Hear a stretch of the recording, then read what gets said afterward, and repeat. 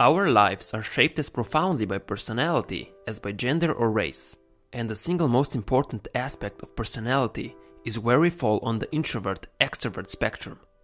This influences our choice of friends and mates, how we make conversation, resolve differences, and show love. It affects the careers we choose and whether or not we succeed at them. There are a few theories about the differences between introverts and extroverts, but the main one is where we get our energy from. Introverts tend to recharge by spending time alone. They lose energy from being around people for long periods of time, particularly large crowds. Extroverts, on the other hand, gain energy from other people. They actually find their energy is sapped when they spend too much time alone. They recharge by being social. Of course, we all fall at different points along the spectrum. We have some degree of both introversion and extroversion, but we tend to lean to one side more than the other. Carl Jung, the psychologist who first popularized these terms, said there is no such thing as a pure introvert or a pure extrovert. He said that such a man would be in a lunatic asylum if he existed at all. 1/3 to half of people are introverts. If you're not an introvert yourself, you're surely raising, managing, married, or friends with one. If these statistics surprise you, that's probably because so many people pretend to be extroverts. It makes sense that so many introverts hide even from themselves. We live in a value system called the extrovert ideal, the belief that the ideal self is sociable, talkative, and comfortable in the spotlight.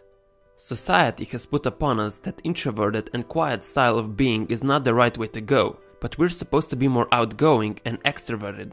Many introverts hide their introverted qualities to fit in, but we make a grave mistake to embrace the extrovert ideal so unthinkingly. Some of our greatest ideas, art, and inventions came from quiet people who knew how to tune in to their inner worlds. Without introverts, the world would be without the theory of gravity, Google, Harry Potter, the theory of relativity, and so on. If you're an introvert, you also know that the bias against quiet can cause a deep psychic pain. You might have heard your parents apologize for your shyness, or at school you were told to come out of your shell, that noxious expression that fails to appreciate that some animals carry their shelter everywhere they go, and some humans are the same. That's why introverts often have a feeling that there's something wrong with them. But there is another word to describe people that spend so much time in their head: thinkers. So let's see what are some common differences between the two personality traits. Introverts and extroverts differ in the level of outside stimulation that they need to function well. Introverts prefer less stimulation, as when they sip wine with close friends, solve a crossword puzzle, or read a book. Extroverts enjoy the extra bang that comes from activities like meeting new people, going to concerts, and playing sports. Many psychologists would agree that introverts and extroverts work differently as well. Extroverts tend to tackle assignments quickly. They make fast decisions and are comfortable multitasking and taking risks. They enjoy chasing rewards like money and status. Introverts often work more slowly and deliberately. They like to focus on one task at a time and can have mighty powers of concentration. They're relatively immune to the lures of wealth and fame. Our personalities also shape our social styles. Extroverts are the people who will add life to your dinner party and laugh generously at your jokes. They tend to be assertive, dominant, and in great need for company. Extroverts think out loud and on their feet. They prefer talking to listening, rarely find themselves at loss for words, and occasionally blurt out things they never meant to say. They're comfortable with conflict, but not with solitude. Introverts, in contrast, may have strong social skills and enjoy parties and business meetings, but after a while wish they were at home in their pajamas with a book in hand. They prefer to devote their social energies to close friends, colleagues, and family. They listen more than they talk, think before they speak, and often feel as if they express themselves better in writing than in conversation. They tend to dislike conflict, and many have a horror of small talk, but enjoy deep conversations. Introverts are not shy.